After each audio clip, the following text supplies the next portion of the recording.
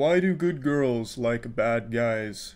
Why do Twitch streamers like to take a shit and ruin their entire career in an instant? I don't have the answers to these questions. I'm not Socrates. All I know is a Twitch streamer yesterday by the name of Carl burned down his entire career in a matter of seconds.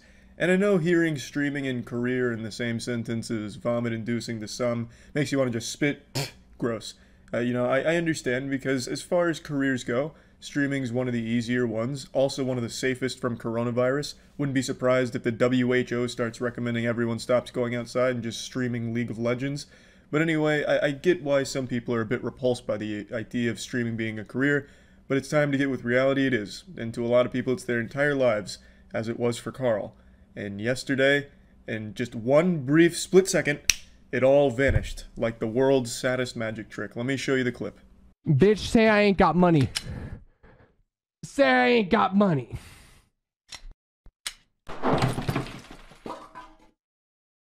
God damn. What the fuck?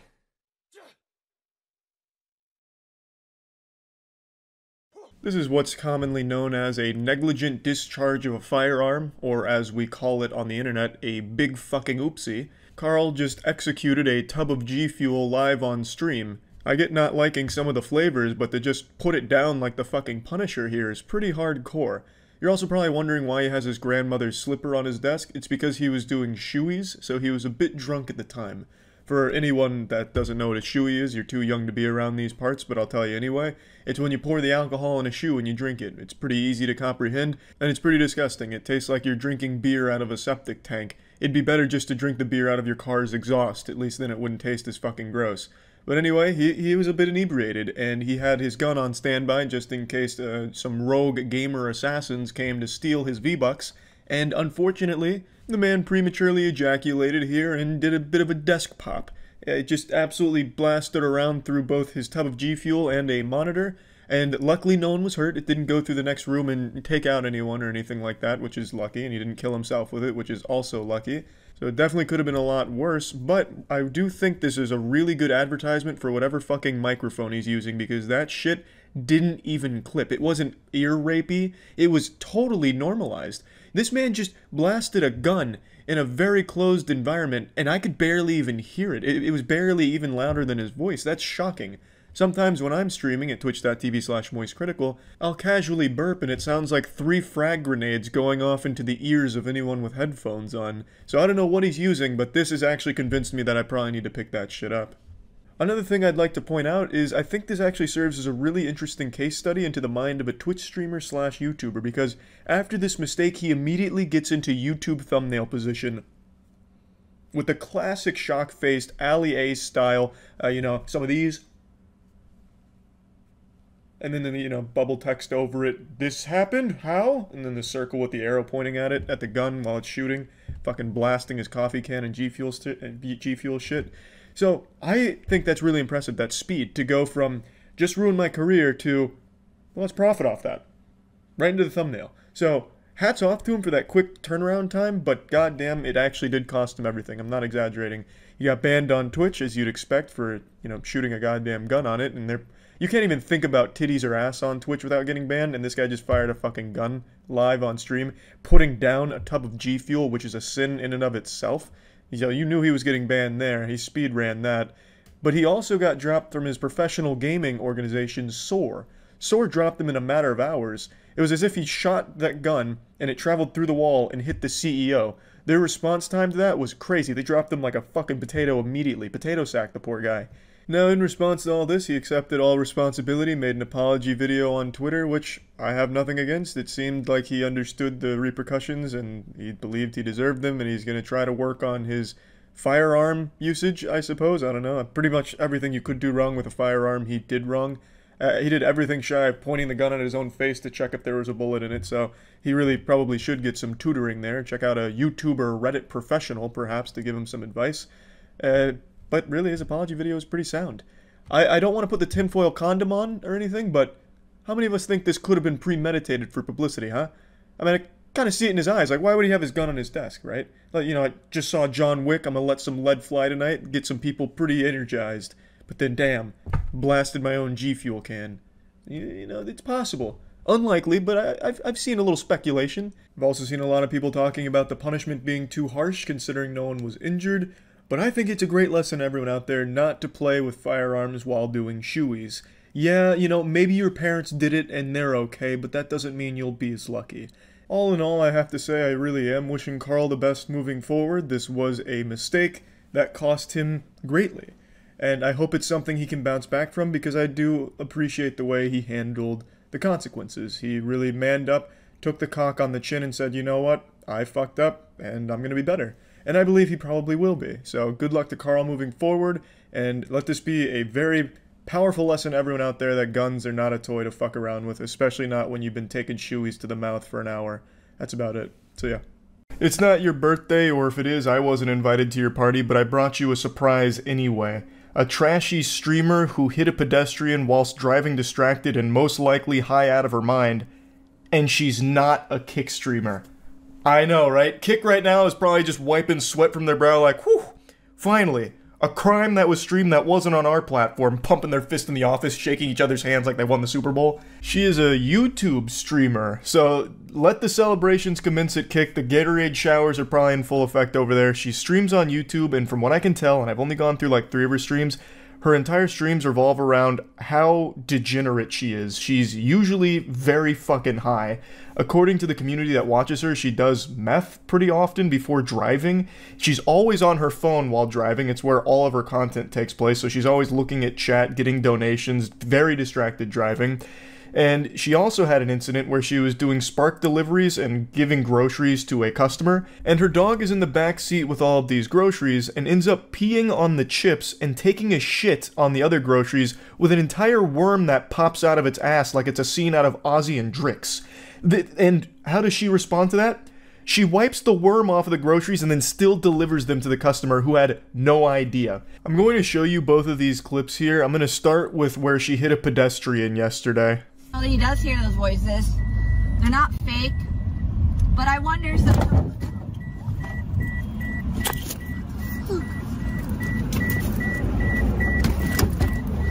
Oh my god, are you okay? No. What the fuck did you do? I didn't see her. Why are you not looking? I was looking. I didn't see you. What the fuck? I'm telling you, I did not see you. Okay, and? What the fuck? Just tell me how I can help. Well, I don't know. Okay.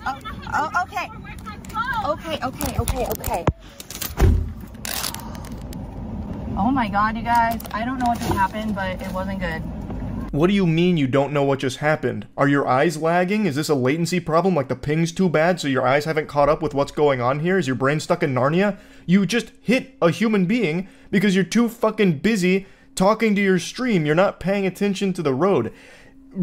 What's actually surprising here is this is one of the few times in all the clips I've seen where she actually is looking forward as opposed to like looking elsewhere and looking at her phone, and yet somehow she still doesn't see that there's people in front of her and she hits one and then I guess still can't make heads or tails of what just happened. It's craziness. You are distracted and driving. It's a recipe for disaster. Luckily she didn't kill this person, I don't think. Now she has been arrested in the past, but this I don't think she's faced anything from yet, because she still is streaming, like even after this incident, and she has changed nothing about her stream. I plan on it. Can I park? Alright guys, here's your content for the day. Ah yes, the content of hitting a pedestrian. Top shelf shit. Thanks for delivering that. She's a menace. She is a danger to everyone around her. She should not be allowed to drive.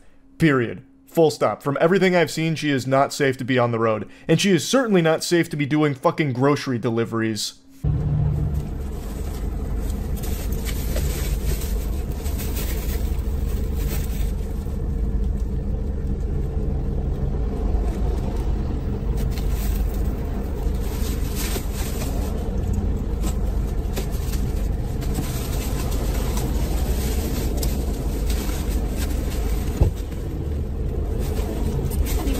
No, get off of it, dude.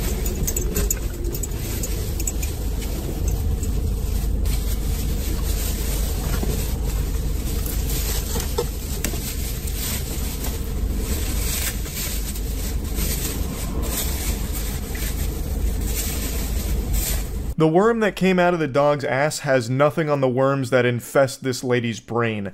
A normal person would have seen what happened here, and it's not like she didn't know it happened. She literally cleaned off a fucking worm from the groceries, and they would have canceled the order. Because there's a level of decency with people where they wouldn't want to just fucking poison a stranger here, I don't think. At least, I'd like to believe that. But she's built a little different. She's constructed in an unorthodox manner. After wiping the worm from the groceries, she believed that everything was A-OK and primed for delivery.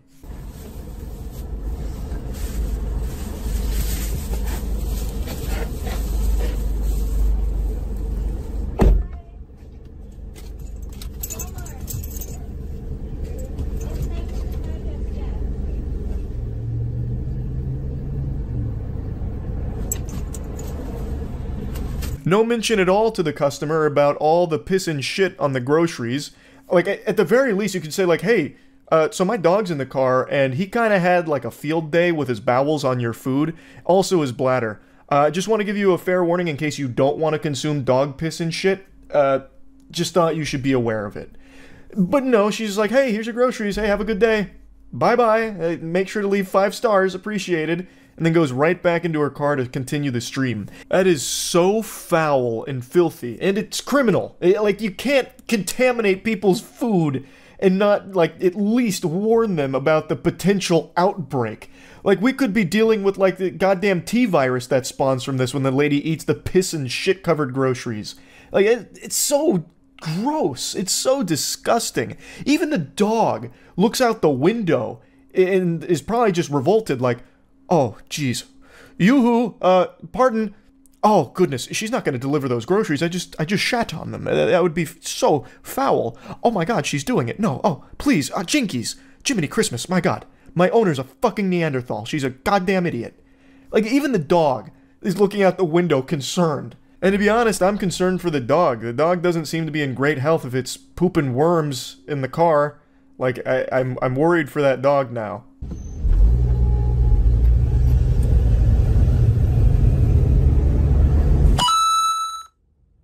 Abby always wins, sent $2. Can we talk about how Abby dropped the deuce on their groceries? She peed on chips. Is she okay? I think she needs to go out.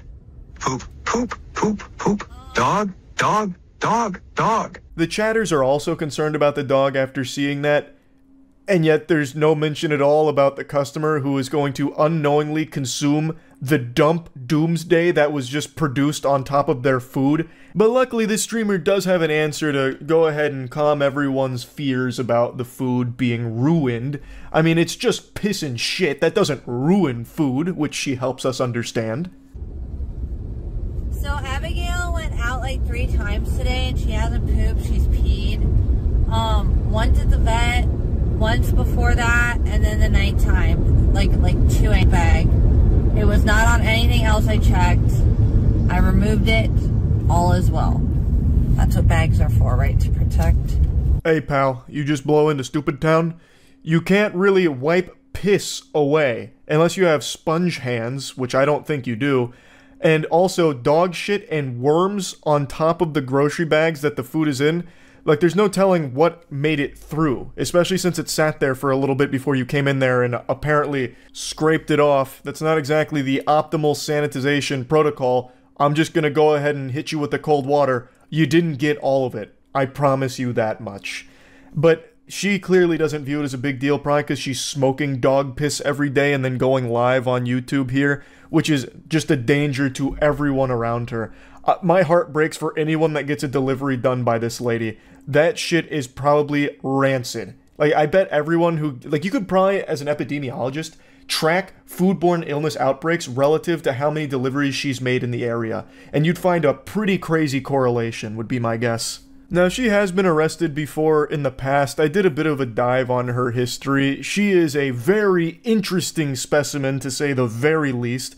But as of right now, I don't believe she's facing any legal repercussions from the delivering contaminated food to a customer or the hitting of a pedestrian. I don't see any updates on that, but those are still relatively new. So, I guess we'll see, but man, what an absolute trash bag of a person. This is some awful garbage here. So yeah, I had to talk about this a little bit. I was stunned when I saw these clips. That's it. So yeah. There's a Kick streamer whose name I've treated like Voldemort over the last year or so. I've never bothered talking about her because that's the only thing she cares about is her name leaving people's lips, no matter how negative it is. She exists for one sole purpose, to make everyone around her angry at her. It's in her delusional mind, the brain parasites tell her that that's a good thing. So I've just never bothered insulting her or making fun of her because that's like having sex with a cuck's wife. It's exactly what they want.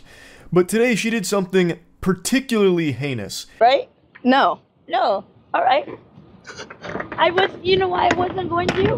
Because my feet were getting You should just hot. jump in right But now. I'm gonna jump in with my shoes on. Okay. Ready? Yeah, ready? Oh!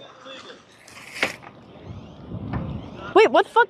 I love how she's somehow surprised that the lady jumped in after she spent the better part of 15 minutes trying to convince her to jump in and even tried to bribe her with $20 to do so. And now all of a sudden she's fucking soy-facing, shocked that the lady actually did it. So I went back and I watched most of the stream, which was... I wouldn't wish that upon my worst enemy. Now, she's gone viral in the past for other degenerate activity, such as wearing painted-on pants at a gym, or doing a kidnapping children prank and faking a ton of shit around all of her other work to try and cause as much controversy as possible to farm clout off of it. But this one is a little bit different. So, the lady she had jump in is someone who apparently cannot swim. She said that she can only float and can't swim. And I initially thought that this was just more staged, phony baloney, garbage. But from a couple of the articles I read, they're reporting that the fire department in the area really did pull a woman out of that lake on this day. So it does seem like it's real. Yeah, do you want to have a play date? You want to jump in with me? Yeah. Okay, then I'll do it with you. I'd rather go skinny dipping with you if I'm being honest. Yeah, let's do it. Really? Yeah. Yeah. Come on. Yes. Yeah, well, I'll do Chad, it. they're all saying you're sexy and shit. Really? Yeah, they're all saying W woman, she's thick as fuck. You should What? jump in the water to find it for me. Well, why don't you jump in with me? I'll give you $20. $20? Yeah, that's a W. No, come That's on, a good deal. jump in with me. $20. Hot. Yeah, so you go No, in. you gotta go in. You with go me. in. You try to find the You scanner. said you're gonna jump in with me. I'll jump in after you. We're jumping together. The Kick streamer is on a scavenger hunt trying to locate the final Dragon Ball so she can finally make a wish to be something other than the failure that she is, and she encounters this woman who's on the dock. And she tries to convince that woman to jump in the water to look for the tracker that she's trying to hunt. So she's putting on a fucking Shark Tank pitch here, saying that she'll give the lady $20 to jump in, and that, oh, she'll follow once she jumps in, this and that, and then basically is just trying to farm her for content so that way the stream can laugh at this lady jumping in the water when the streamer never had any plans of doing so. And their interaction lasts like 10-ish minutes before the lady jumps in the water, and it seems as though she's quite vulnerable. So it's extremely fucking sad to see her being exploited by this Kick degenerate here and put into a position that's life-threatening because allegedly she can't swim, which is why the fire department eventually got called, which you do see on stream a bit later. Did you see her ass? What? Oh, You said it was okay. You said you wanted to swim. You told me to jump in. I didn't tell you to jump in. Yes, Yeah, you did. did. Just You said you were gonna thank you guys. sneak We're in. gonna have you guys get off the stop. Wait, who is that? What the fuck is going on? We should... I don't even...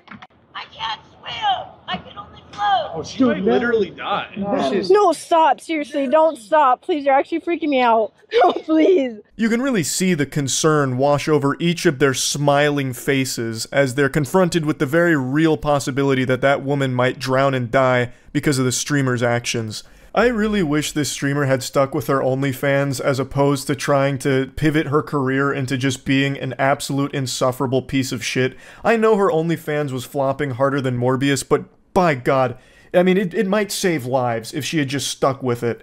The butterfly effect you can never fully comprehend until it's too late. So anyway, the woman that she has prodded into jumping in the water is now saying that she can't swim, and they're laughing about it because she might die, and to them that's hilarious. They can't stop giggling like someone's over there tickling their armpits. It's craziness. Like, the dude comes over and he's like, she might die. Fucking the camera goober over here is so excited. Like, he's like zooming in, trying to get like the last moments of like the air that she'll get from the surface before she goes under, praying that maybe this is the moment that he's able to bond close enough to the streamer where she might give him a peck on the cheek and thank him for his service. Like, she is surrounded by these henchmen that orbit her, just swarm her like mosquitoes on a pile of dog shit. And this is something that was prevalent throughout the entire stream. They're literally just there to try and have sex with her, is what it seems like. No one enjoys being around her. They don't like her company, from what I can tell. Yeah, we have like phones and stuff, so that would freaking suck. Would you be able to hold this for 1 minute? No. Is it because you're afraid of getting called a simp? Yeah, I don't like it. They're saying you're alpha male. You're not a simp. Not. Yes, they are. They're saying alpha. Absolutely. Everybody's saying alpha male, alpha male. Okay. Sorry to say, brother, but I've got to diagnose you with a very severe case of simp. You might not like it, but it's a tough pill to swallow. That is literally what you are. Textbook definition. All of the insects that are around her fall into that category. When I went through and watched the stream, all of them seemed like perpetually annoyed by her, but were trying their best to hide it. And they're used as punching bags by her and her community to laugh at them and insult them. Like, how could, like, it's so pathetic. It's not just her that's pathetic. It's the people that surround her, too. Please, God. No, she's floating. She's drowning. I'm gonna fucking kill myself. She says she's drowning. Oh, this is bad. Dude, Natalie. Sorry, I didn't know.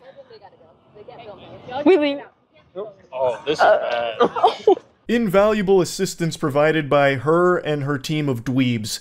They just read chat messages and laughed at it. Which obviously is helping her get to safety. She's out there drowning, but luckily all of the chat messages that the streamer and her team were reading were helping lift her to the surface and carry her to shore. They just fucking left. They recognized what was going on. They recognized the very real possibility that this woman might die, and they just said, alright, I'm out, ski. Time to bounce. We're gonna scram now. Good luck. And they just leave her there. That's fucking insanity. And they laugh about it because people like her don't treat the other human beings around them as if they're real people. To her, everyone else is just an NPC, a prop that she can use for content and nothing else. That's the extent of their presence in her world. And once they've outlived their usefulness, she doesn't care about them, which is why she clearly doesn't give a fuck that that woman might drown out there, because she doesn't even view them as a person. That was just a piece of content for her, so she has no qualms about just leaving. She says she's drowning. She says she's drowning. I think you literally just murdered a lady. No, I didn't. I swear. I think you No, literally. I didn't. Let's go. There, she's drowning in the lake. God, there's a fire truck. Nah, this is bad. Like I said, I was initially skeptical when I saw this clip blowing up on Twitter because she has a history of faking shit. So I thought this might be another scripted thing just to get some, like, rage clicks to her stream, which I always think is a dumb fucking business decision. But when I went back and watched all of this happen as it unfolded on the stream, this does seem very real, because that fire truck does show up at, like, a very quick time from the second that she gets in the water and other people are, you know, catching on to what just happened, to them telling the streamer and her friends to leave. The fire truck pulls up only a matter of minutes later, so I'm guessing they must have called 911. They sent out the emergency response team to save this lady who can't swim. So it all does seem real. This doesn't seem like it's all just a bunch of fucking smoke and mirrors here as some kind of, you know, ingenious supervillain play from this kick streamer to try and get a couple extra viewers. She is just a piece of shit. She actually would have killed that woman if there weren't others around to call 911. That's unfathomable to me.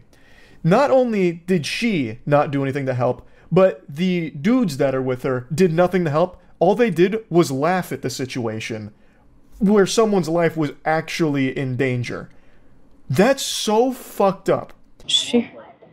I did not know she was mentally ill. I thought she was just trying to have fun. I thought she was drunk or something. I don't know what you guys are talking about. What? Wait, why is she just here though? If she's like mentally ill, does she just like roam around the like area? Of course, this happens like what, 30 minutes of my stream. Like, I spent time convincing someone to jump. See, now she's just floating in the water. I think she's on drugs. I just had to toss this little turd nugget in here as a little bonus clip. This is after she convinces the woman to jump in the water and she leaves the dock. She tries to, like, play the victim here, where she's like, ugh, of course this happens 30 minutes into my stream. This selfish, mentally ill woman comes up to me and, well, I have to try and exploit her for content, so I convince her to jump in the water, and it turns out she's mentally ill. What's she doing here? You know, getting me in potential trouble 30 minutes into my stream. Oh my goodness gracious. Playing the victim is her bread and butter, by the way. That's her signature anime finishing move. She always defaults to playing the victim in every situation that she causes. If I had to give her like one compliment, I'd say that she's talented at being a professional victim. She always does shit like this. So even in this situation, where she even knows she is 100% in the wrong, she goes on Twitter after this all blew up and said, "The lady wanted to swim. They told me to leave and stop filming. That's why we left. And she got the help she needed and is fine. Stop dragging me. Allah." What she did is indefensible, and she knows that. I watched the stream. She mentioned it and wrestled with it in her fucking empty little noodle multiple times about how she might have killed that lady. And she just doesn't care that much about that. All she cares about is whether or not it's going to lead to a viral clip and maybe a couple of extra viewers. That's it. And then she goes on Twitter and is like, oh, actually, everything was totally fine. We couldn't help because they told us to leave. They told you to leave because you weren't helping. You caused the problem and then did nothing to actively try and help in any way. So obviously they would want you out of there. You could have still done something to help. You could have called 911. Them telling you to leave doesn't just fucking, you know, launch an EMP that disables all your electronics where you can't dial 911. You could have called for help if you didn't want to actually get in the water and try and help her yourself. Like, it's so stupid. It's a terrible, terrible, terrible excuse. Like, it's not something you can ever possibly make an excuse for, but she still tries to get a couple, like, wah French cries in here, trying to drum up some sympathy for herself, even though she is just a piece of shit. Plain and simple. All she cares about is making people mad, so that way maybe people find her fucking awful streams. That's it. So I bet she is smiling right now. And in fact, I know she is, because I was watching her stream as I was making this video. She's live again. She doesn't care. This is a good thing for her. I think she's seeing more viewers than she was previously, so I bet she thinks this whole thing was absolutely fucking worth it, because she's not going to face any repercussions for this. It doesn't seem like anything's going to come from it, like on a legal side or criminal side or anything like that. So to her, this was just a smart play. Almost killing a woman on Kick for some extra viewers. So yeah, this lady super sucks. I think she is fucking terrible. That's really about it. So yeah. A 5-year sentence is a joke. I mean, 5 years is no joke, but he's also not done getting all of his charges.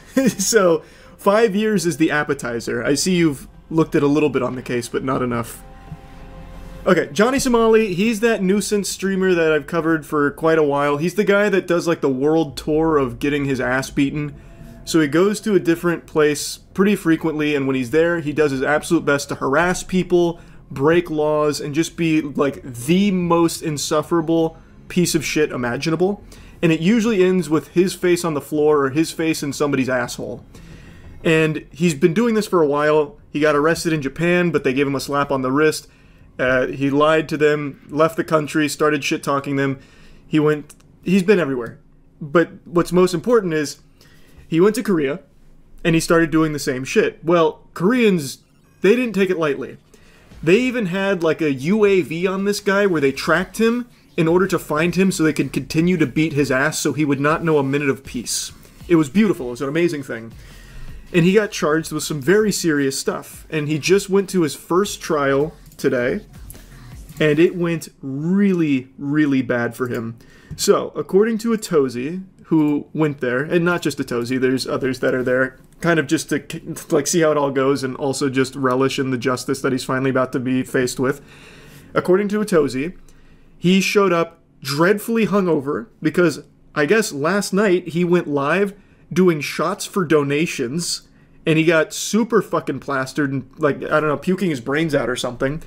Then he went to trial, was extremely late, and he went there with a huge smile on his face, got hit with very serious charges carrying many years of prison time, and then the reality swept in. And then there was no smiles left. And this isn't even all of his charges. Today was only some of his charges, and he's already looking at least 5 to 10. He pled guilty as well. So it's not looking really good for the Wonder Boy, Johnny Somali. Oh, another thing is, he was wearing a hat, and many times he was told to take it off. He would take off the hat and then put it back on and get told to do it, like, take it off again. So he was just being extremely disrespectful in the court, apparently. So everything that could go wrong did go wrong. He couldn't even pretend to be likable for a court appearance. He also didn't have a suit, so he had to borrow a suit that was like 12 sizes too big. It's comical. It's like me wearing my 6'5" dad's suit. He said this is basically what he looked like in that suit.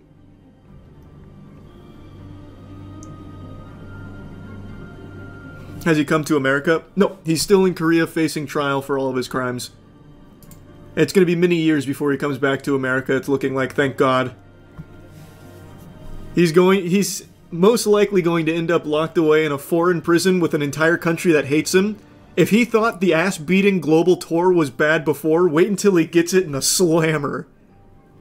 Holy. Everyone in Korea hates him. And yeah, here's Legal Mindset, where he was giving his perspective on it. He was also in the Atozi stream as well. He pled guilty to obstruction of business and 2 counts of violating the Minor Crimes Act, which, according to Legal Mindset, is basically like the equivalent of misdemeanors over there. But they take it very seriously, so even with just these, which seem like, they don't seem like crazy charges that someone would be, you know, fucking thrown into the gulag for, but he's still facing 5 to 10 years for it. For just these that he pled guilty to. And he still has more on the way. Oh yeah, he had no idea about the additional obstruction of business charge which was filed against him. That's the one he's going back for in April. His lawyer also didn't know. Oh, and here we go. Looks like they have the footage of when he was streaming hours before being supposed to show up to court and then being really Johnny late. Somali live on Party. Yo, there we Look at how happy he is just moments before faced with many years in jail. Oh my God. Johnny, hey Johnny! live on Party. Locking in with Party.com. We got the deal in the works. Man, shout out the creator. Shout out B. Hey, shout out. That deal is going to go through, no doubt, Johnny. Those party streams in prison with making Pruno in the toilets is going to be ballistic, no doubt, brother. You will never see him without a black eye. He's going to be constantly just bruised and bloody, like, hey, back on Party. Really enjoying myself. Be a better me. Mm-hmm. And we're going to make sure that we can make some fire-ass content here while I'm still in Korea. The trial. Hey, why are you still in Korea, Johnny? What's going on? I thought you were leaving a while ago. What are you still there for? What's going on, man? Why can't you leave? Is live tomorrow, and I will be live streaming the trial. I will be live streaming before, during, and after, exclusively here on Party. Hey, how'd that go, Johnny? How'd that stream go? I bet it was fucking amazing, huh? Me, a bunch of motherfuckers that without me, I'm gonna be fully suited and booted out with a MAGA hat. I'm gonna have the full suit on. The suit that he borrowed from, like, the nearest clown store, it was way too big. I don't remember how tall he is. I think he's actually shorter than me. So that shit he must have borrowed from, like, anywhere else that's not fit for, like, toddler clothing. He looked like an absolute fool. And I'm gonna continue to go live here. Oh, they didn't even get the part where he started throwing up and puking and getting super hungover before going to trial really late.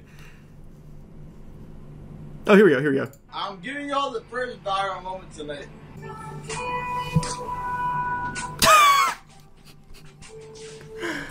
He's ready for trial. Let's go, Johnny.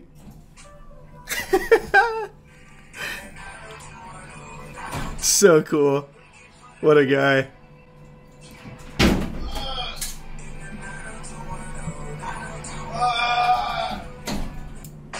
God damn, I just threw up everywhere.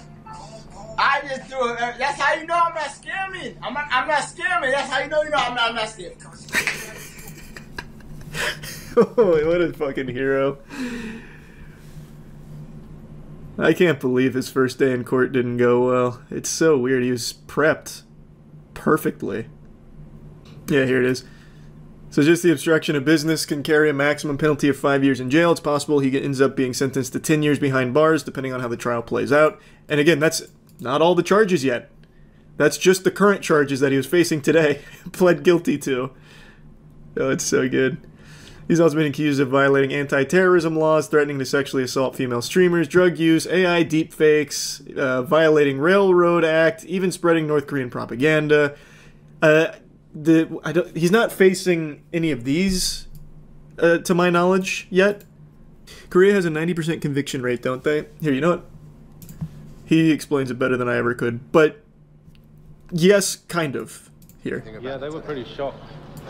Oh, okay. So that was a separate charge. Was that the charge that he was showing? And the new obstruction. Oh, the newest obstruction charge. Okay, yeah. So there's another charge as well that's coming against him about the deepfake stuff that he accidentally leaked on his stream last night. Nice. As we've been covering, I mean, he's been playing his cards in the worst way possible the whole time, from start to finish. You just don't understand his strategy. You see, Johnny Somali's 10 steps ahead of us. He's the drunken master. And last night, I guess he decided to get drunk at 3 in the morning, go live, and show up extremely late to court because of that. And on his live stream, he was doing, like, I guess, getting paid to do shots, and he ended up showing a new charge that hadn't been leaked to the public yet. So that charge was actually it's the police case that the police have given over to the prosecutor. So it means that they're going to prosecute it. It's going to trial. Yeah. In the Korean system, once the police decide to actually formally charge you and they send it to the prosecutors, that's pretty much it. That's where you get the 90+% conviction rate. You're pretty much done. If they've decided to go that far, that means they have the evidence to prove the crime. And that's exactly what Johnny Somali wants them to think.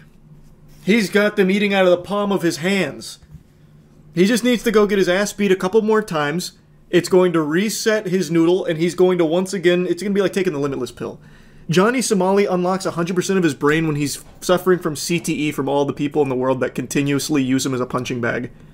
So you just wait for him, sober up, he'll go outside, annoy somebody, they'll beat his ass per usual, and then we're going to see him at maximum capability. My God, he's going to be the smartest man on the planet. It can't just be for clout and money, right? Like, it has to be a mental illness or a humiliation kink.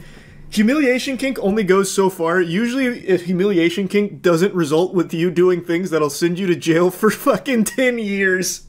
That's not a humiliation kink. And it's not even masochism either, because he gets really mad when he gets hurt.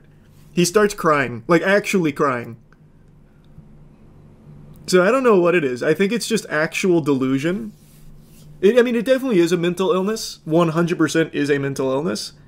I just don't exactly know what kind. It's like terminal clout obsession. I couldn't tell you. It's fascinating, though. It is so interesting. He doesn't even get much attention on his streams, though. That's the thing. He doesn't... The interesting thing about Johnny Somali is he is such, like, a fringe case of, like, what I usually talk about, where no matter who you are, you'll have supporters. Johnny Somali doesn't even have that. He has people that love to watch him get his ass beat. He has, like, he doesn't have anyone that actually likes him. He has people that watch him just waiting for him to get hurt. And they entice him and they, like, push him towards it. Like, donating for shots before trial. They just enable him to be a fucking disaster until he eventually ends up dead. And it's not even, like, hate watchers, because it's, like, really fun for them to watch him destroy his life. It's a crazy... I can't even call it a community, because he doesn't have a community. He just has people that sit around, and they'll, like, shoot spitballs at him, but with a dollar bill attached. It's so fascinating. He's just a lol cow. Yeah, but it goes above a lol cow. Like, he's... I don't even know what you'd call it. It's like he's like a visual novel lol cow where you get to choose the outcome.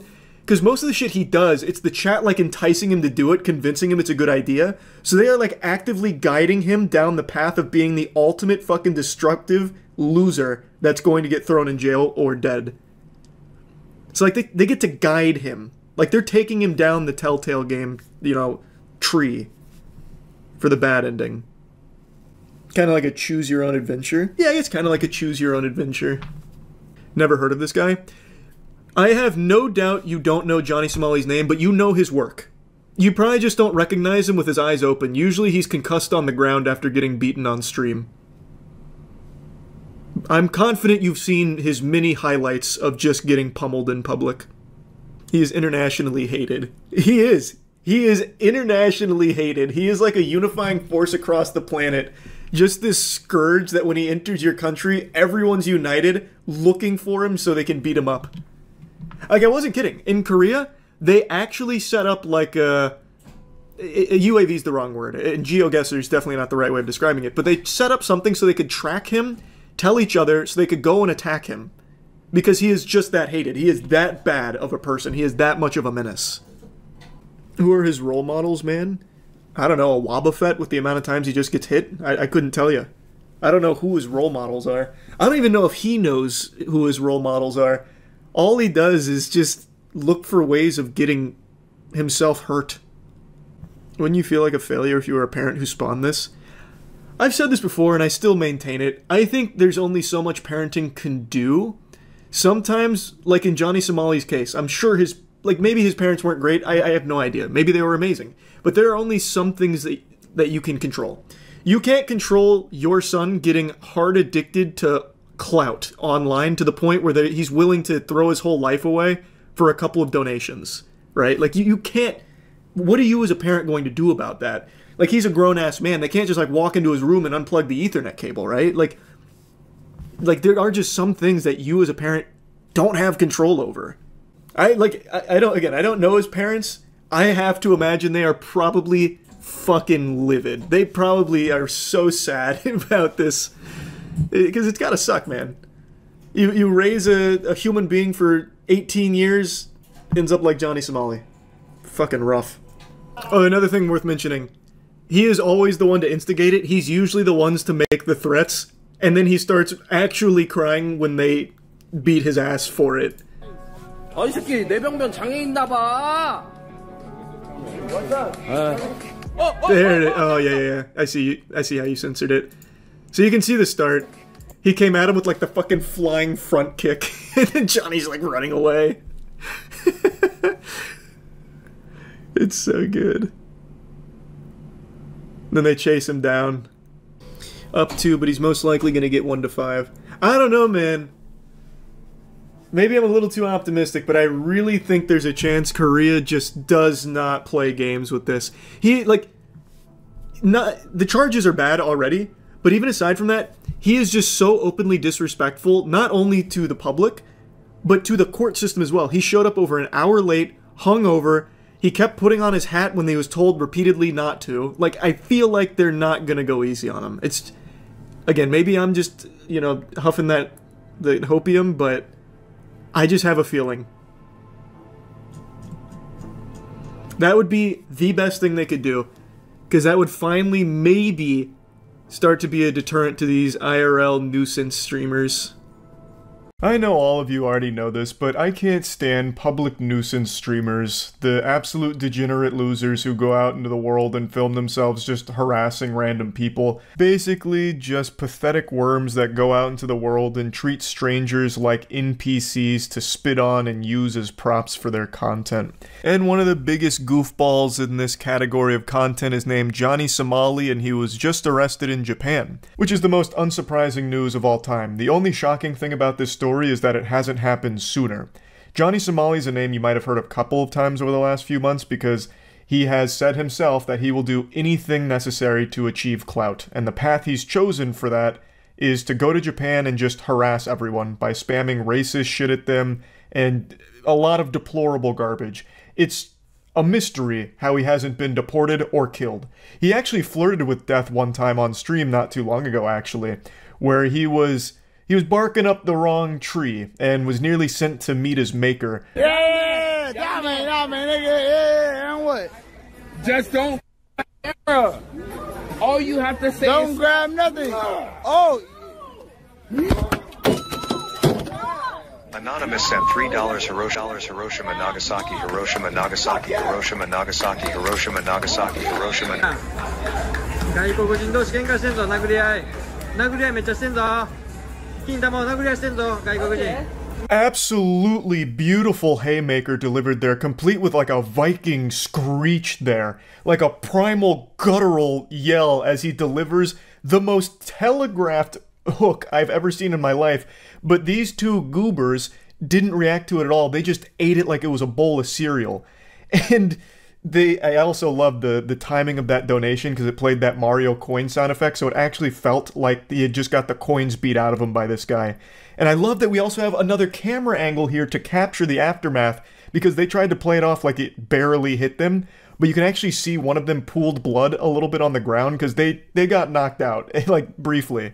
So it's everything about that just felt amazing to watch. It's very hard to root for someone, you know, committing a public assault, but when they're instigating and the entire purpose for them being in Japan is to instigate conflict like this, it's hard not to at least pump your fist and cheer when they finally get what they deserve. And man, once again, very impressive delivery of this wallop. It was a wombo combo. He blasted both of them.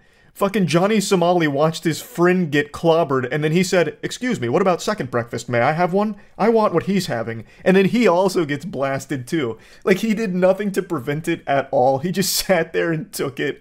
The camera angle where we can see what happened after they get dropped, and like all of their like belongings are scattered. I guess their fanny pack blew up when they fell over. It actually seems like they got the loot beat out of them in Diablo. Like when you defeat a mob and there's like loot left on the ground. That's what happened here.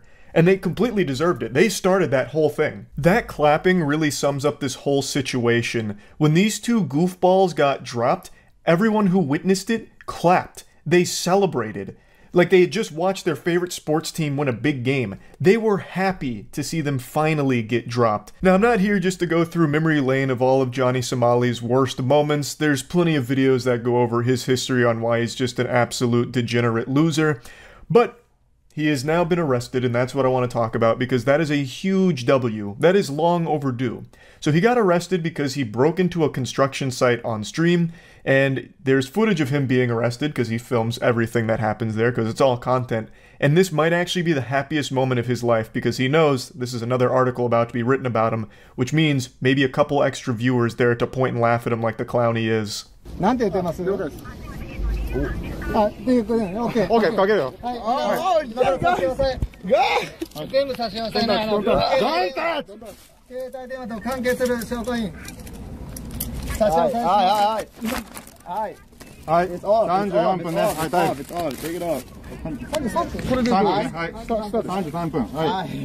You can see his eyes light up. He is loving it. Having the handcuffs thrown on him, it's all being captured on stream. This is better than Christmas for him. He got the ultimate gift here. Santa Claus was real nice to him. And he got like a 72-hour ban on Kick, which was lifted, because obviously Kick doesn't ban anyone for fucking anything. Someone could go on Kick Live right now and execute a man in cold blood, and they'd probably just ban him for 24 hours and be like, well, he's probably learned his lesson by now. But anyway, even as Johnny was being arrested, he did not go quietly into the night. He made sure to deliver more high-quality, gut-busting comedy that he's become known for, by mentioning nuclear disasters. Because that's all he fucking says there. He mentions the nuclear bombs during World War II and the Fukushima nuclear power plant disaster as jokes. That's the joke he likes to make. He's literally just an edgy bot. There's barely even a brain left in his skull. He's just been programmed to say the most generic, edgy shit that he can muster up in order to jingle keys in front of his pathetic chat that supports him. So, as of right now, there's no new updates on the status of Johnny, whether he's still in custody or if he's even going to be allowed to stay in Japan. Hopefully, he won't be allowed to stay in Japan unless it's staying in a prison, because he's just been terrorizing Japan. And after months of documented evidence of his behavior and the deplorable shit he's done over there, I don't understand why they'd let him stay there with no problem at all. But I guess we'll see. I want to give you a bonus clip though, give you a little dessert here on top of all this, because there's another public nuisance streamer who just found himself in some hot water, with his life flashing before his eyes off of problems that he created for himself. He's sitting right over fucking there and no one's paying attention. You know why? Because of racism. Yep. That's not funny. Funny. No. It's very funny. Why is that funny? Because that is funny. Alright, you and me, Central Park, tomorrow. Don't be late, motherfucker. Do it now. Ain't no reason to wait.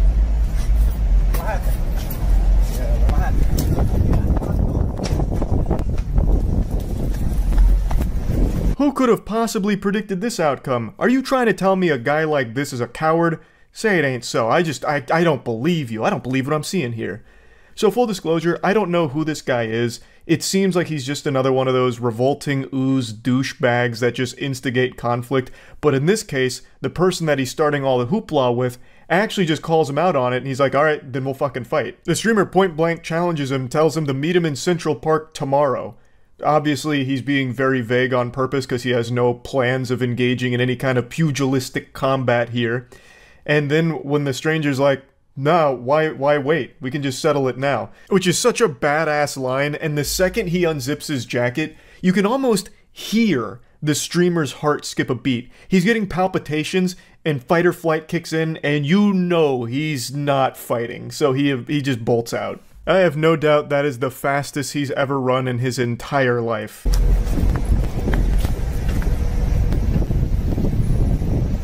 Alright. I hope he doesn't chase me, because I don't want to fight him.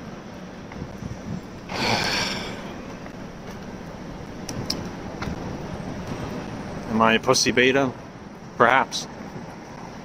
But I don't know.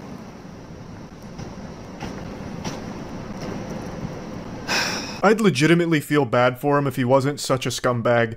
You can hear the size of realization where he comes to terms with actually just being a fucking loser. He couldn't even cobble together some kind of loose defense of his actions here. He goes, am I a pussy beta? Perhaps, but I don't know. Like, he's starting to get some self-realization here at the pathetic specimen that he's become. You can also tell from the chat what kind of community he's fostered over there, so not exactly someone to feel really bad for here. The only one to feel bad for is the guy that was being harassed, because he didn't even get the closure of being able to get a few good shots in on this fucking loser. But anyway, I just wanted to share all of this information with you. Great news with Johnny Somali being arrested. Great news with this guy having a very embarrassing clip of him being a coward come out. And yeah, that's really about it. So yeah. I moved a few more things around in my room, but now I'm positioned directly under this light, and the shadows on my face make me seem like I'm sitting in an interrogation chamber from L.A. Noire. Looks like that scene from The Dark Knight when Batman keeps hitting the Joker's head on the table. I don't know what I'm going to do about that, but for now it's going to have to do. I'm just going to be looking a little odd here. Last year, I was talking about an ongoing situation with an obsessed Twitch viewer that ended up taking a 700-mile journey, like he was going down the Oregon Trail, fording rivers and battling dysentery, to arrive at a Twitch streamer's house he was obsessed with, her name is Just Foxy, to light her car on fire, and seemingly trying to light the entire house on fire, because this was a blazing inferno. It was a big fire. Now, at the time, there was a lot of information still unknown. All we had was some of the surveillance camera footage, which I'll briefly show you. But I just learned 10 days ago, a YouTube channel called Midwest Safety posted the entire body cam of the situation, as well as that Twitch chatter's arrest. On my car, on the hood, and some pot. And he lit something sticking out of it and walked away casually, like he didn't do anything. The next clip after that was the front end of my car engulfed in flames.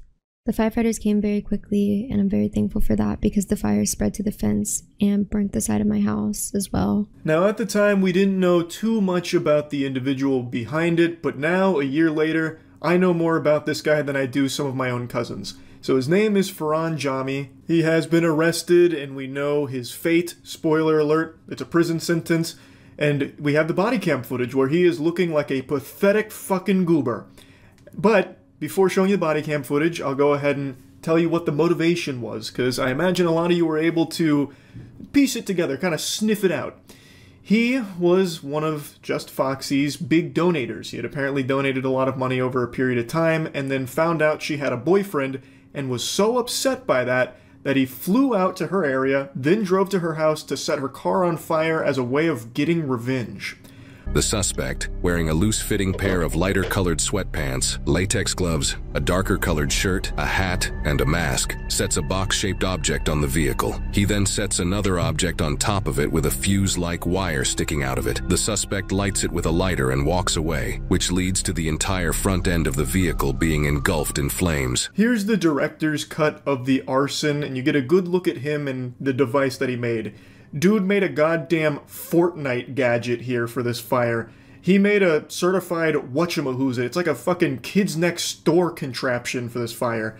It's like a bucket and a fuse and a brick, and then he sets it on fire and it burns the whole car down and spreads a bit to the house. This officer, as well as many others in the area, both on foot and patrolling in their vehicles, all begin to look for any suspicious people in the vicinity. 10 minutes later, officers find a vehicle parked on the side of the road, only about 2 minutes away from the crime scene.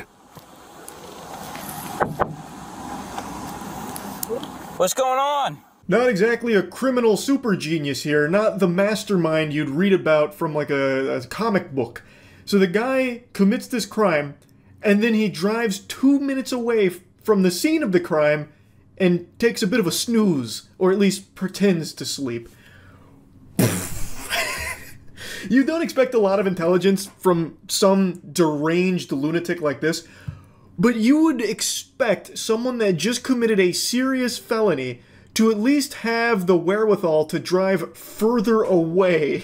But instead, he just stays at the scene of the crime, basically, and just tries to catch some Z's. Maybe he was just so satisfied with himself that he just needed to pass out for some wet dreams. Like, I don't know what the thought process could have possibly been, but that's him. He was parked just 2 minutes away from this place in the same neighborhood.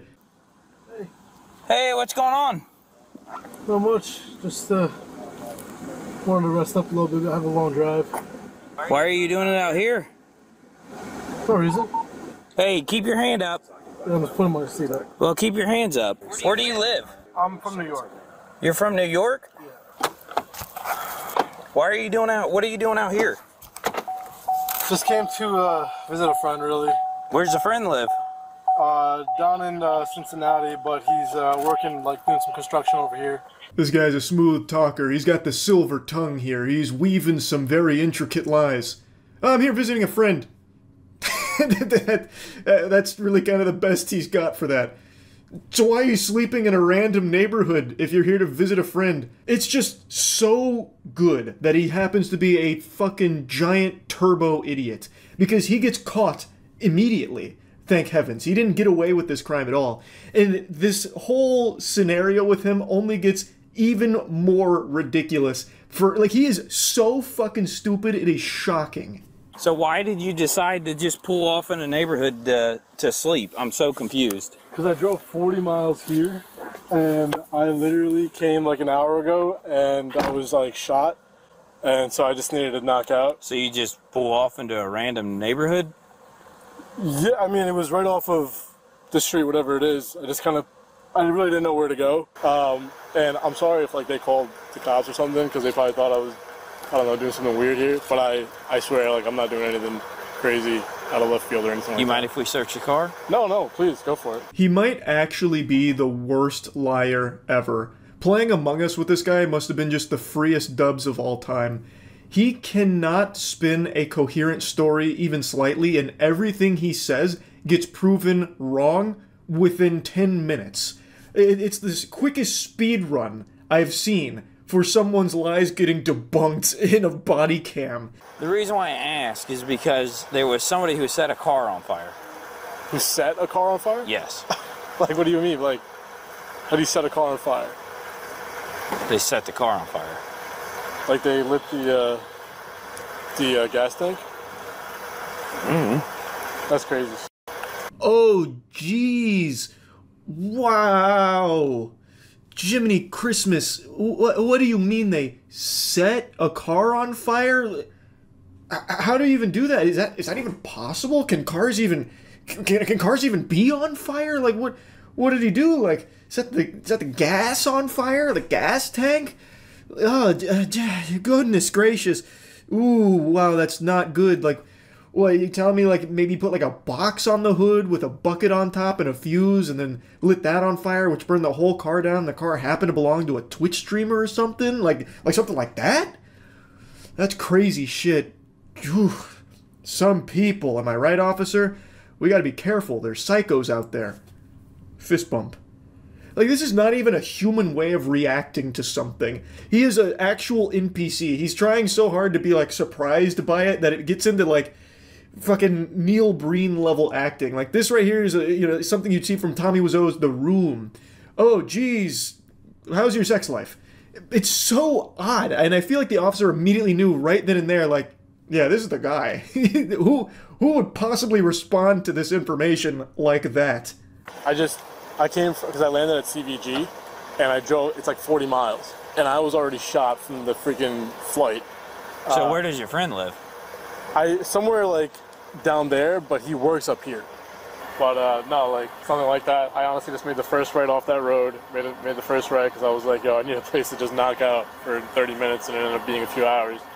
But yeah, I wasn't trying to hurt anybody here. This officer has now sent a picture from the surveillance footage that shows the suspect, so he can compare it to this man they're investigating. Yeah.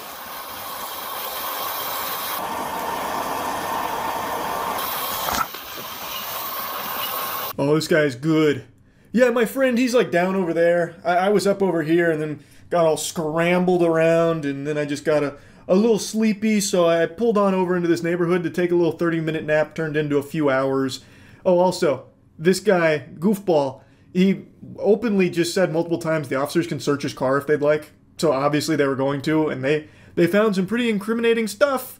And then the officers get sent a picture from the surveillance camera, and now they have a picture of the guy in the act of the crime, and they have the guy right there, so now they can look at that picture and look at the guy and see if they match up.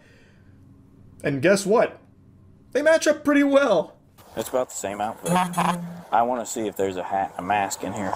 Here's your COVID mask. You got it? Yeah. Okay. He's got a lighter in here. He's got a torch lighter. Yeah, there's a torch lighter and a blue COVID mask in the center console. There's no luggage. There's no backpack. Yeah, there's no hat. It's not the hardest game of Where's Waldo when you have the picture of the guy committing the crime and a guy that looks exactly like it standing in front of you. He's wearing the exact same outfit. And in the car, after getting permission from the guy to search the car, they find a COVID mask as well, which also fits the disguise that the criminal was wearing. The only thing they don't find is a hat. But it's not like the hat is a fucking mask from Mission Impossible where it fully hides his identity. It's not exactly, concealing who he is. It'd be like me putting these glasses on and people going like, where the fuck did Charlie go? He just vanished. Who is that? Who's sitting in his seat right now? Like the hat isn't enough for officers to be like, yeah, it can't be the same guy. He's not wearing a hat. Must be someone else. He must have gone the other way. We got the wrong guy here. But they do still do their due diligence in finding the hat in order to 100% put this in the books that they know they have the right guy. He's got a beard, he's got the same clothing, he's got the reflective shoes, everything. Situation down the street where you lit something that caught on fire. No. I'm gonna point blank ask you. No. No? No.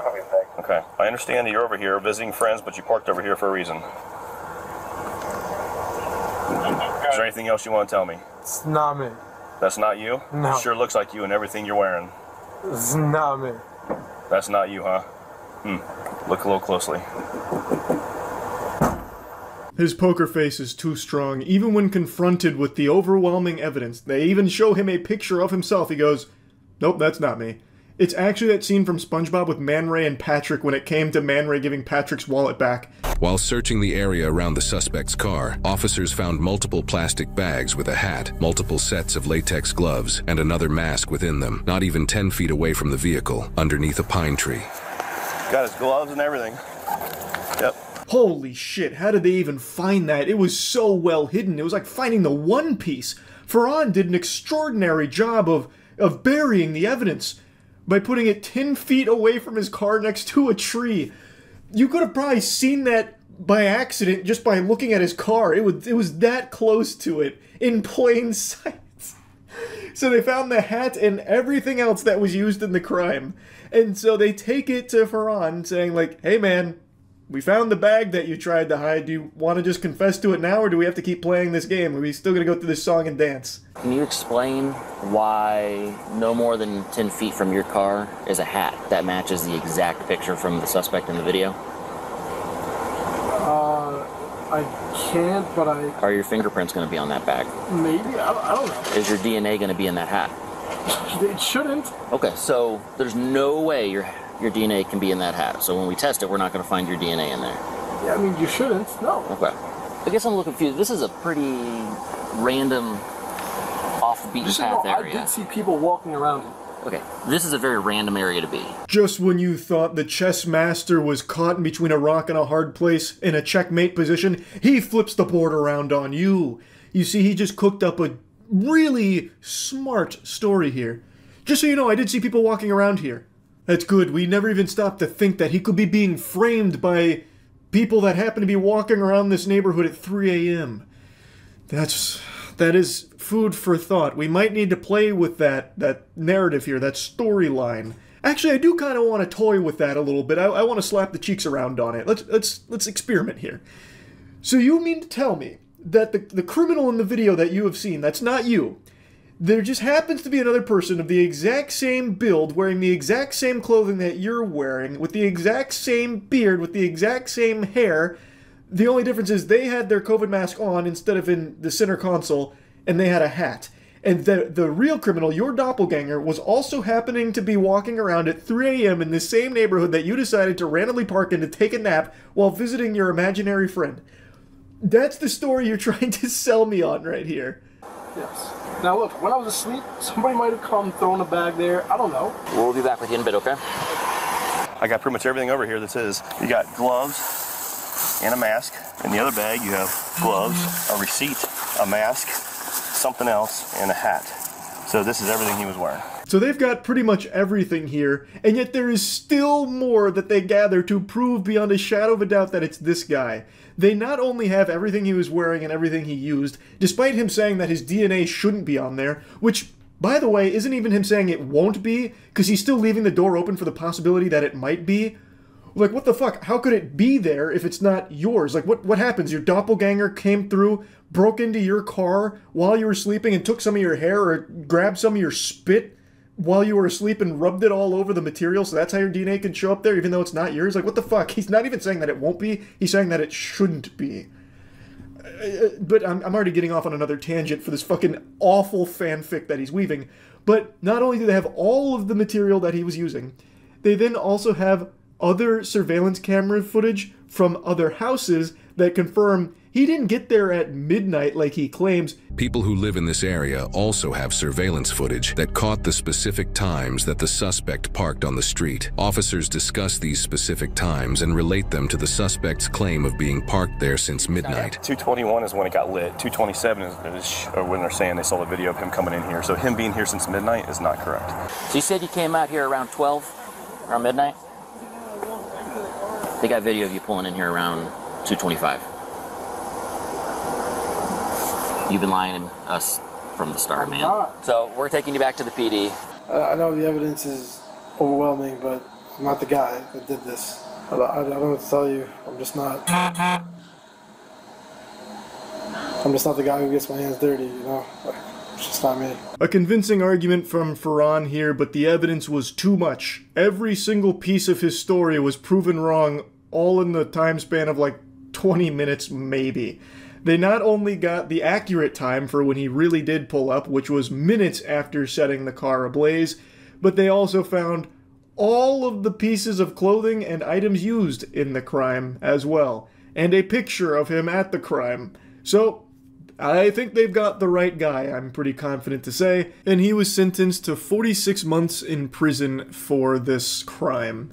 So yeah, just wanted to give you a follow-up to all of it. That's about it. See ya. Yesterday, a streamer set her kitchen on fire, and it was dangerously close to just becoming like a crematorium. It got out of control quickly and was handled in the worst possible ways by 2 people there. But luckily, nobody was hurt except for the kitchen. That took a beating. The kitchen got walloped. Oh my god. Oh yeah, for sure. Alright.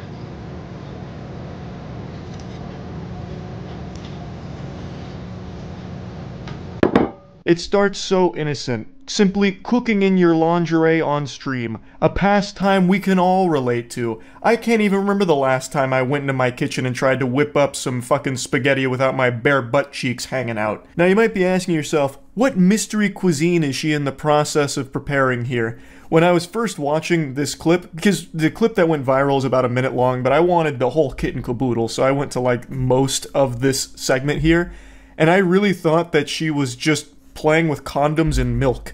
I didn't know what it was. I thought it was some kind of weird science experiment. Turns out they're pickles. So she was going to fry some pickles, and everything went south quick. I have a play better than that.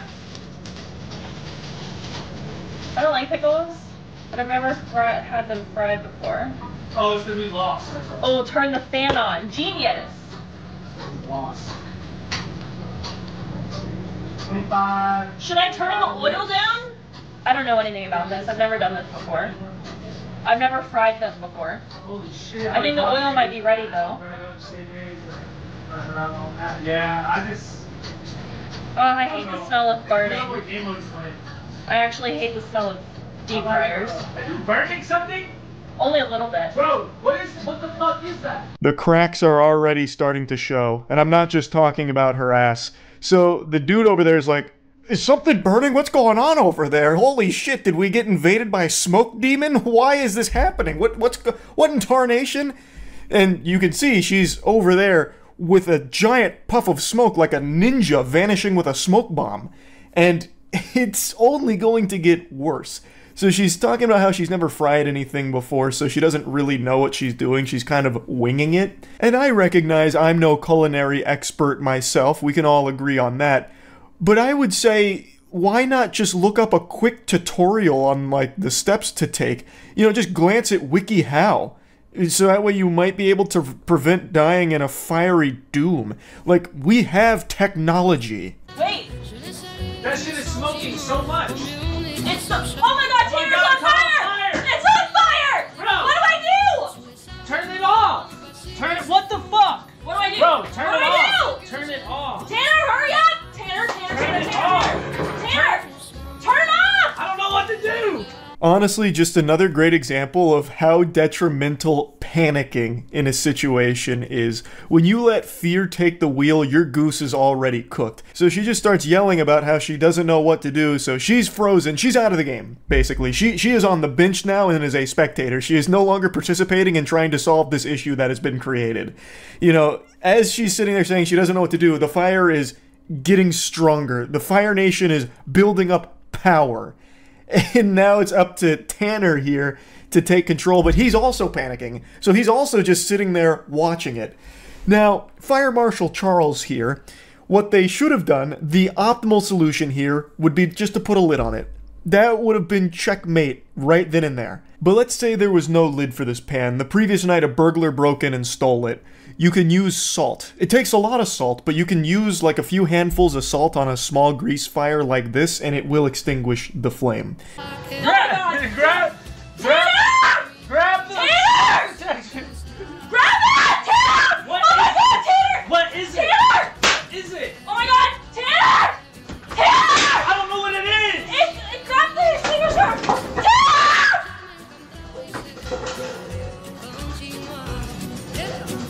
An interesting decision that ended up working out. So he ran in there and slapped the pan down like he was casting a fireball, and it basically shotgun blasted all the grease and fire across the kitchen, and it burnt everything that it touched, but the fire didn't spread, so it didn't burn the whole building down, luckily. But when you're panicking, you're not thinking rationally. You're really not thinking at all. You just start working off instinct, but that's not, I don't even think it's accurate to say instinct, because you start to go like stupid brain.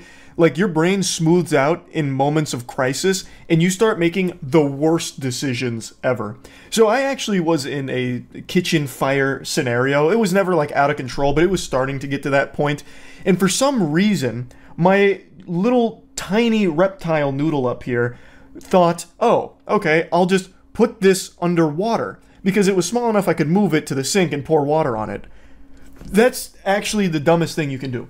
So when it comes to a grease fire, you can't put water on it. That's going to make it worse. And luckily, I caught myself before I did that. because I actually probably would have burnt my whole house down.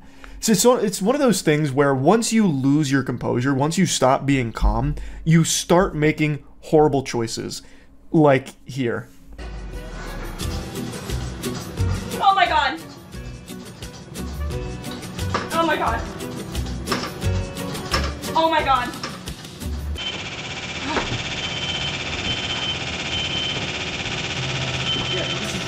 What? Oh, keep doing that, please. Hold on, guys. I might... Oh, shit. Now, I've seen a lot of people calling bullshit on this, saying that it's all staged, it's a load of horseradish, you know, it's not real, they did this for views. And I definitely do think we live in a time where someone would do that, but in their case, I don't think so. She gains nothing from it, except having everyone shooting spitballs at her, making fun of her, and I'm pretty sure I heard them say that they're in an apartment and that they were about to lose the security deposit because of this, because they just caused so much damage to the unit here. So I feel like there's really nothing to gain from it, unless she just has some kind of humiliation fetish and just wanted everyone to make fun of her. It'd be a really weird thing to stage. I think it's far more likely that this was a genuine instance of someone not knowing how to fry something and not knowing how to handle a grease fire. Interestingly enough, it's not the first time this has actually happened on stream. Oh shit! Oh shit! Oh shit! Oh shit! Oh shit! Oh fuck! Fuck! Fuck! Fuck! Oh fuck! Fuck! Fuck! Fuck! I don't know what to do, guys! I don't know what to do! Shit! Help! Help! Help! Help! Help! Help!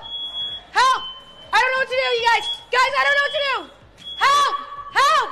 Once again, panicking almost led to a much worse situation when she ran it underwater, spread the fire more, started throwing the fire around like she was tossing out candy on Halloween, but with fire here in the kitchen, and then she's shouting for help. Like, what do you want me to do, lady? Jump through the computer and put it out myself or something? Like, come on. Point is, I don't think it was staged. If it was a really stupid idea because the kitchen does get really fucked up from it.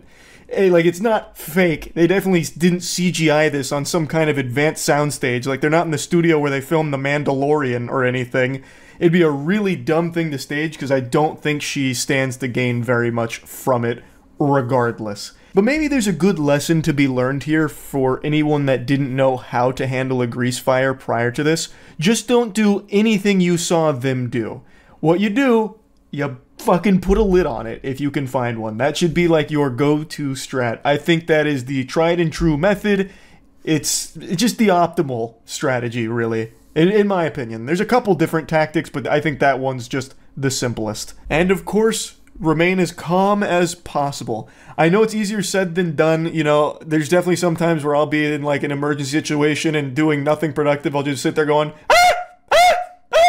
like actually accomplishing nothing. Like, I get it, but that's the worst thing you can do. Just do your best to stay as composed as you can, so that way you don't end up just making worse choices for the situation there. That's really about it. See ya. What is the most tragic thing you've ever seen happen during a Twitch stream? Is it watching your favorite streamer lose a tournament they've trained for a long time? Is it watching your favorite Twitch streamer lose $1 million on a slot machine? Maybe it's you donating $100 to your favorite hot tub streamer and she forgets to write your name on her body. Or maybe you were watching my stream last night where I went 7-1 in my placements for Overwatch 2 and got placed in Bronze 5, the literal lowest division in the game. Point is, there's been a lot of very sad moments broadcast on Twitch, but what I want to talk to you about today is by far one of the saddest. This is the story of a streamer named Gimpy God. Gimpy God is a quadriplegic streamer who suffers from a rare form of muscular dystrophy, and he's a man that I've come to know over the last 6 or so months. And last year, during one of his streams, his house caught fire. Luckily, him and his family and pets all got out safely in time, but it still cost them everything else. Oh no. In the middle of Lance Carr's Saturday afternoon gaming. Our garage is on fire. His whole life, along with his family's, who he depends on 100% for mobility. May I have my head up, pal? Yeah. Changed. What happened? Do I gotta go? Yeah. This live stream on a website, Twitch, catching the moments his nephew Trenton came into the room and helped him escape. This is difficult to watch because you know He's having a really good time and joking and, you know, keeping everybody enthused. And then, 20 minutes from now, his house is going to burn down. The house was unlivable, garage completely burnt to the ground, and insurance, of course, helps, but it's been a battle between them and the insurance company to get as much covered as possible. Unfortunately, this hasn't included any of the adaptable equipment that was outfitted in the home, and it also doesn't include the handicap-accessible van that they had. The van is a really peculiar situation, so it was parked in the driveway, but the fire was so intense that it still engulfed that van and the other vehicle in flames and completely charred them, fucking torched them. It was like Amaterasu out of Naruto. It just wouldn't stop until the vehicles were destroyed. And insurance has made the big, bold statement that they won't be reimbursing the van or helping out there because it was in the driveway and not in the garage. So Lance Carr, Gimpy God, said that they would have been better off if one of his relatives had just fucking slammed on the accelerator of the van and crashed it into the garage, so that way it would burn inside as opposed to the driveway. Then they would have had a better chance of getting assistance with the van, which just sounds so cartoonishly evil to make a big hubbub of 3 feet between where the van burnt and where the garage was. So you're telling me if that van was just 3 feet forward, like at least touching the garage door, it would have been okay and insurance would have helped. It's so fucked up. It's super frustrating. And over the last year now, the entire Carr family has been staying at like hotels, and Lance himself has had some medical issues that have come up recently, and it's just been a very hard time for the entire family. I want to quickly show you the clip from Gimpy God's stream where the house caught on fire. Now I need a helmet and we'll be in good shape. I put absolute crap on her, so that was no fair.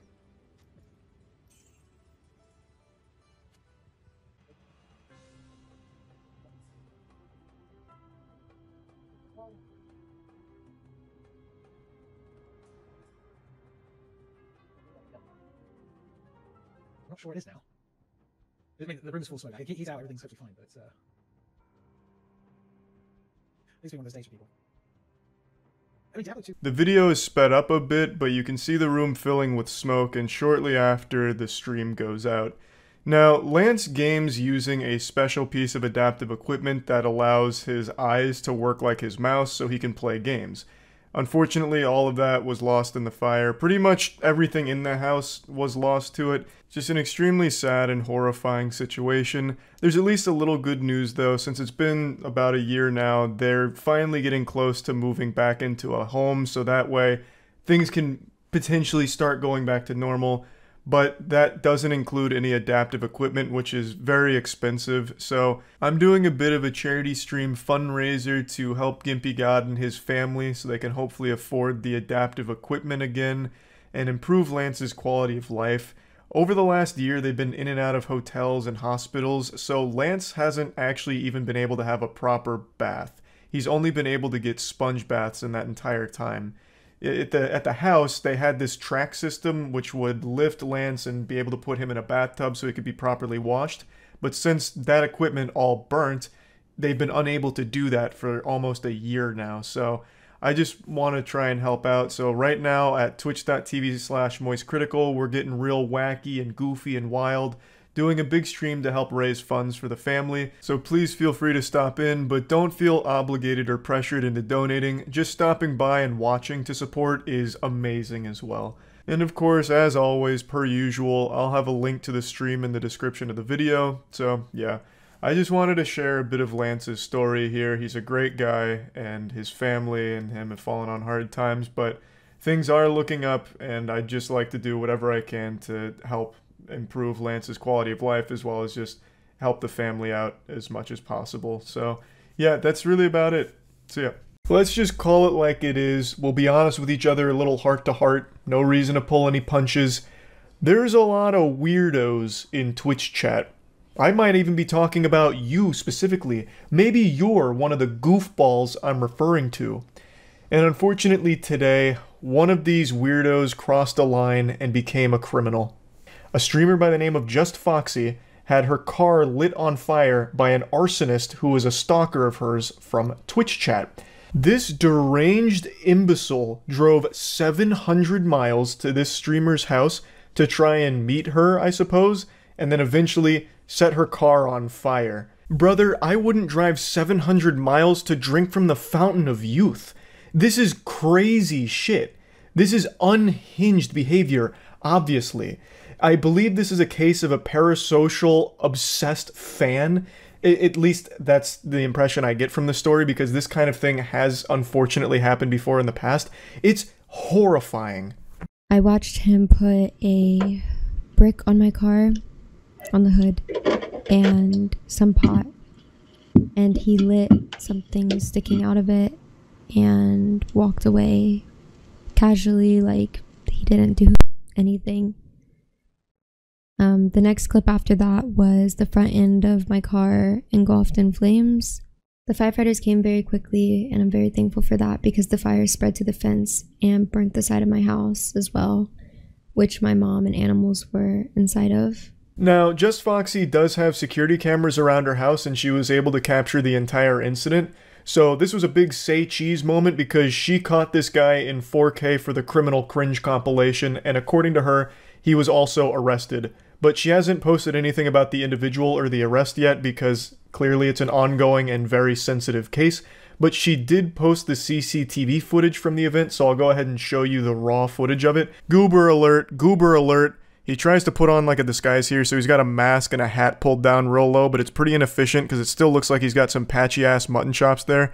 So I'm pretty excited to see his mugshot to see what he looks like, though I can already wager a guess that it's not pleasant. So this little worm sets up the arson cupcake and lights the birthday candle and waddles away, and it engulfs the car in flames. This does not appear to be his first rodeo with arson. He was very casual about the whole thing. It also appears that this was premeditated. He traveled 700 miles with this as his primary goal, to light her shit on fire. Because this doesn't appear to be a contraption that he just MacGyvered together with like fucking sticks, glue, and spit. This appears like he traveled with all the materials he'd need to commit arson, though I'm not an expert, I'm just speculating. Obviously this whole thing is pretty traumatic, not only for Just Foxy, but her family. I mean, like she mentioned, the flames did spread to the house, and the mom and animals were in the house at the time that all this went down. So just a really scary situation overall. I just never thought that when I started streaming back in 2015 that something like this would ever happen to me.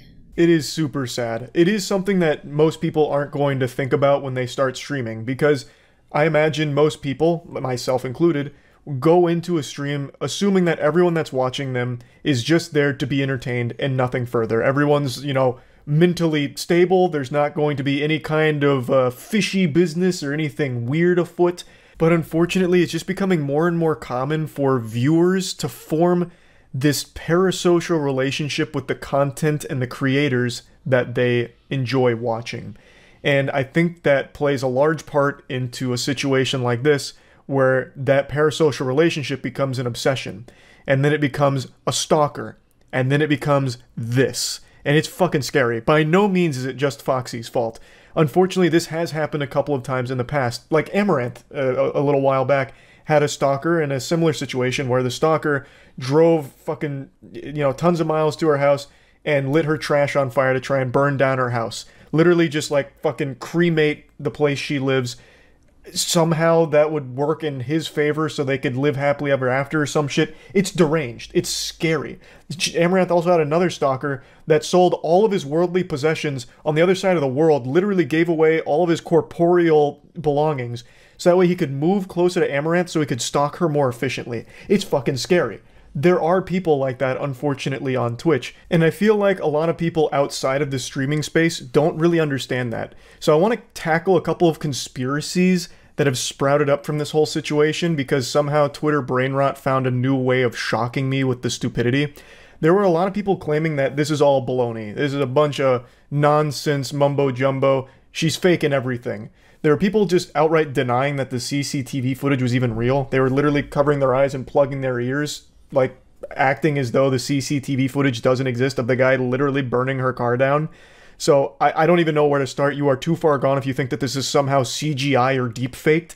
That's ridiculous. And then the next big conspiracy theory is that it's all an insurance scam from Just Foxy, which is a crazy take. Because for the insurance scam to have worked here, she would have shot herself in the foot by filming it, because now there is a person there.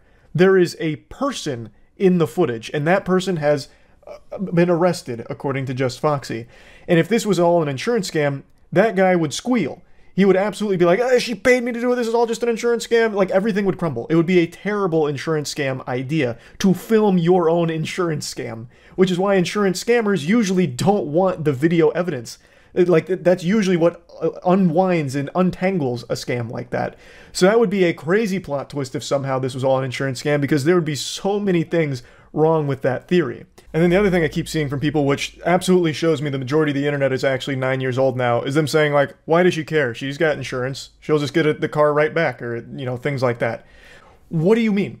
Does insurance also cover the trauma of having a complete stranger go and set your shit on fire in the middle of the night and nearly kill your mom and dog as well? Like, what are you talking about? Even if insurance does cover the cost of the car, that doesn't take away the entire situation. That doesn't just erase the memories like a neuralizer from Men in Black. Like, that doesn't solve the situation. What the fuck? Like, you'd probably cry if somebody, like, came over and took a fucking Cheeto out of your bag of Cheetos that you're eating right now. Like, it doesn't make any sense to try and write off this whole situation. Like, who cares? Insurance is there for a reason. It's so fucking stupid. People are so desperate for everything to be an argument, or so desperate to feel special and intelligent, like I'm the only galaxy brain that was big enough to piece together the real puzzle behind the scenes. This is not a clear-cut case of arson like everyone seems to think. It goes much deeper than that. And then vomiting out the dumbest fucking ideas ever.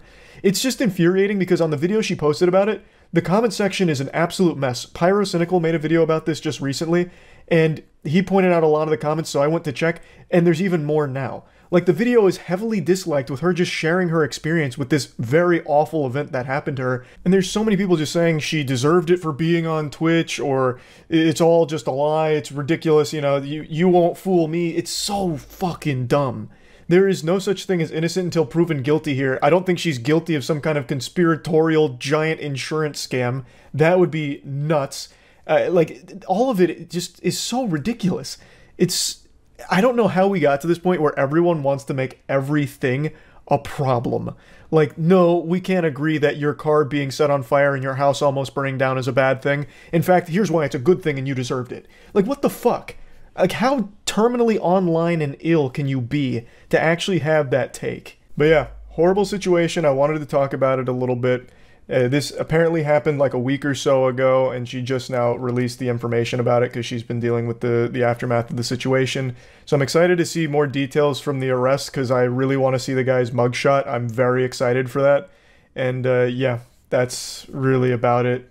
Terrible shit all around, and that's it. So yeah. This is one of those very rare, serious videos I make about a situation that I feel is just very important to cover. Last night in Ybor, which is a place that's close to where we live here in Tampa, there was a shooting that left 2 dead and 16 to 18, the reports are varying, injured. It started as an altercation between people that escalated into guns being drawn and fired, and 16 to 18 people were caught in the crossfire. It wasn't a planned mass shooting. It was a fight that turned into a mass shooting, basically. There's tons of footage from this, including the start of the shooting. I'm clearly not going to show you any of that. And unfortunately, myself and my friends were actually there last night when it happened. Like most people in Tampa, we went down to Ybor to party for Halloween. The shooting happened around 3 a.m. and most of us were still out at that time. Half of us were still in a club, like myself. Some of us had just started going home, and then one of our friends, Peyton, was actually walking on 7th Avenue, which is where the shooting took place. She said she was only a couple blocks away and actually saw the shooting happen. She then called Caleb, who was with me at the club, and he could hear the gunshots in the background as she was trying to warn us to stay inside and not go out under any circumstances. It's a horrifying nightmare. She mentioned she also saw some of the bodies, and I can't even imagine what she must be feeling about the situation that unfolded in front of her. Most of you know I have quite a few irrational fears, like flying. But one fear I have that I don't think is irrational or weird, and probably plenty of you who are also American have a fear of, is mass shootings. it doesn't seem like they're that uncommon anymore. So to have one actually happen where we were is indescribably terrible. And my heart absolutely breaks for anyone that was involved in the situation. It's unimaginable. The club we were at is a couple minutes walk away from where the shooting took place, so we were far enough away that we weren't in danger, but we were close enough that when we left, we could see where the cops and the whole thing had taken place, because it's just one street and you can just see down there. It's an extremely sad situation. The two deceased victims were a 14-year-old and a 22-year-old. It's so fucking infuriating to not feel safe anymore out in public, because you never know when it might just turn into a mass shooting because two people got upset. Just senseless gun violence over fucking nothing. It is horrifying. It's beyond scary. And at the time, all we knew is what Peyton told us. But when we got into our Uber and were heading home and we all got back safely, that's when we started to see clips of what exactly happened. And one of the clips that we saw, probably the biggest clip that we saw, came from a live streamer who was there. Oh, they wildin'! They wildin'! They wildin'! Listen.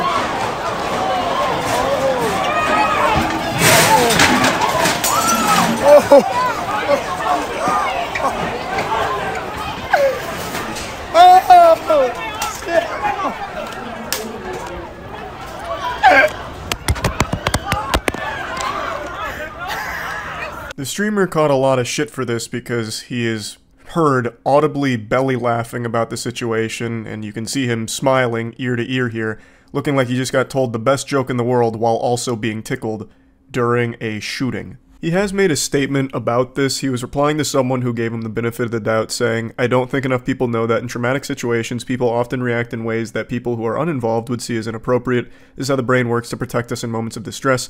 To which he said, "Also, I was very intoxicated. As I said before, I hope everyone made it out safe, and I would never intentionally laugh at a situation like this."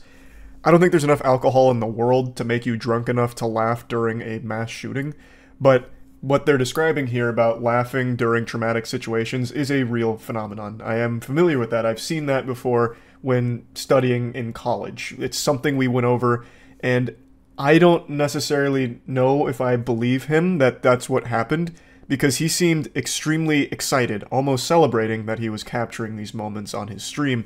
Maybe he viewed it as content, or perhaps a big break, knowing his stream would be shared around in the news about this. I don't really know.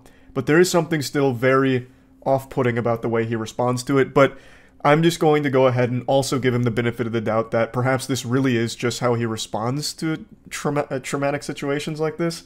But he did, a couple hours after this happened, make this tweet where he was replying to a news organization that posted his footage talking about the shooting in Ybor, and he said, "Yo, no props is crazy, not gonna lie, but hope everyone in the situation made it out safe." And then someone in the comments called him out saying, so someone said, "Props, this ain't no game, what the fuck?" And then he said, "Not the gun, props like it's my video, and I ain't get credit." This is a very weird response, in my opinion here, because it seems like the first thing on his mind is getting credit for them using that footage, which to me screams that he wants the attention from being the one to capture these moments. I feel like if his primary concern was the safety of all those around them and wishing them well that they got out safely, that would have been his main statement, instead of leading with, "It's crazy that I didn't get props, not gonna lie." Like, that to me really rubs me the wrong way, but again, I'm not a psychologist. I'm not going to pretend that I can read his mind. I'm also not trying to direct any harassment his way. This isn't like the focus of the video or anything, but these were the clips that we started to see right after the fact, and all of us were understandably like disturbed by what happened, and then also seeing someone laughing during it was extremely concerning. So I did want to talk about just that for a moment. I have made quite a few videos talking about how I believe there's a lot of influencers out there that just literally don't value human life and they just view the people around them as props. I've made the joke in the past that some of these content creators live by the motto, "Life is temporary, clout is forever," so they'll do anything in pursuit of clout, including perhaps using a shooting as a marketing tool to promote their stream. I hope that's not the case here. I'm not familiar with the streamer, so I can't really speak to their character or anything. I hope this is just one of those like defense mechanisms in a traumatic situation where unfortunately he laughs during it, and it's not him viewing it as some kind of like you know, piece of content for his stream. But anyway, I'd like to state the obvious real quick, that it genuinely feels unsafe leaving the house. Every time you walk out the front door, it feels like you're taking an extreme risk in a dangerous environment. Even just going somewhere to have fun with your friends can instantly turn into the worst night of your life that changes everything forever, because two strangers just randomly start shooting each other over nothing and catching innocent people in the crossfire. One thing that I think is also important if you're not familiar with Ybor is every single night in Ybor, well, at least on the weekends when I've been, they have like at least 50 officers roaming the streets with their patrol cars. Some of them are even on horseback as well, and still this happened. Even with all of that, this shooting happened in front of like 50 officers being there. Even with a strong police presence, they couldn't prevent 16 to 18 people getting injured in a shooting and 2 people dying from it. So there is a super strong police presence in that area where this shooting took place, and there was still nothing they could do to prevent it or stop the loss of life in a random shooting like this. It just happens too quick, and it is so fucking scary. But anyway, I don't want to focus on this for too long. My heart goes out to everyone that was affected by this, and my best wishes with the families of the deceased. That's about it. So yeah.